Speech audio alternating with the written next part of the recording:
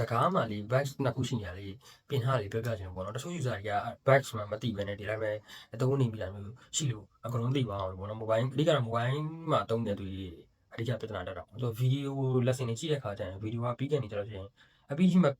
ကြည့်လိုက်ရပဲနဲ့နောက်တစ်ပုတ်ကြော်သွားတာမျိုးဖြစ်နေတာပေါ့နော်အဓိကတော့အဲ့ video ကပြီးကန်နေဆိုလို့ချင်းကျွန်တော်ကပြီးသွားလို့ရှိရင်နောက်တစ်ပုတ် auto ပြအောင်လို့လုပ်ထားတာနဲ့နောက်ထပ်ကျွန်တော်ပြီးကန်နေဆိုတာနဲ့ကျွန်တော် HP ပေးတဲ့ဟာပေါ့နော်အဲ့နှစ်ခုကပေါင်းပြီး auto trigger ဖြစ်နေတယ်လို့ဖြစ်နေတာပေါ့ညှိနေတယ်လို့ပေါ့နော်အဲ့လိုဖြစ်နေ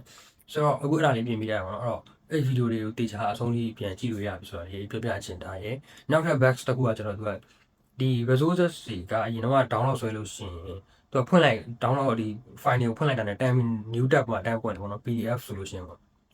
PowerPoint file ဆိုလို့ရှိရင်လည်းဒီ PowerPoint နဲ့ download ဆွဲပြီး PowerPoint နဲ့ tab ပွင့်တယ်အခုကပြဿနာကဒီ PDF တွေဆိုလို့ရှိရင်လည်း new tab မှာ tab ပွင့်ပဲနဲ့ဒီ file တွေကအကုန်လုံး download ဆွဲပြီး test file ဖြစ်နေတာပေါ့နော်အကုန်လုံးကအဲ့ဒီပြဿနာတွေလည်းရှင်းပေးထားရတယ်ပေါ့နော်ပြန်ပြင်ပေးထားရတယ်ဆိုတော့ file တွေအကုန်လုံးကဖွင့်လို့ရမှာတချို့က file တွေကို access လုပ်လို့ရမှာမသိဘူးဖြစ်နေတာမျိုးလေပေါ့အဲကြောင့်အကုန်လုံးသိအောင်လို့ကျွန်တော်လည်းပြန် share ပေးအောင်နော်ဒီ user experience နဲ့ပတ်သက်ပြီးတော့အကောင်းဆုံးပြင်နေရတွေရောထပ်လုပ်ပေးနေရတွေရောရှိရပါတော့အဲ့ကြားတွေကမှတချို့တော့ဒီအဆင်မပြေရလေးရှိလို့ရှင်လဲဒီ report လုပ်လို့ရအောင်ဒီ feedback ပေးလို့ရအောင်လို့ကျွန်တော်အဲ့လို feedback ပေးလို့ရတဲ့နေရာလေးပါတစ်ခါပြပေးချင်လို့ပေါ့နော်အဲ့ဒီမှာကျွန်တော်ဒီ profile ရှိတယ်ပေါ့နော်အဲ့ profile ရဲ့အောက်နာမှာဒီမှာ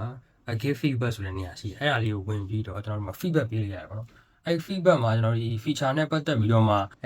လိုချင်တဲ့ feature လေးရှိတာတို့အဲ့လိုမျိုးပြောလို့ရတယ်ပေါ့နော် feedback ပေးလို့ရတယ်ဒါမှမဟုတ်လို့ရှိရင်လည်းခုနလိုမျိုး back တွေဖြစ် issue တွေရှိနေတယ်ဆိုလို့ရှိရင်လည်းတုံးနေတဲ့အဆင်မပြေရလေးရှိရင်လည်းဒီအောက်မှာ feedback ရေးပြီးတော့မှ send feedback လုပ်လို့ရတယ်ပေါ့နော်ကျွန်တော်တို့အကောင်းဆုံးတော့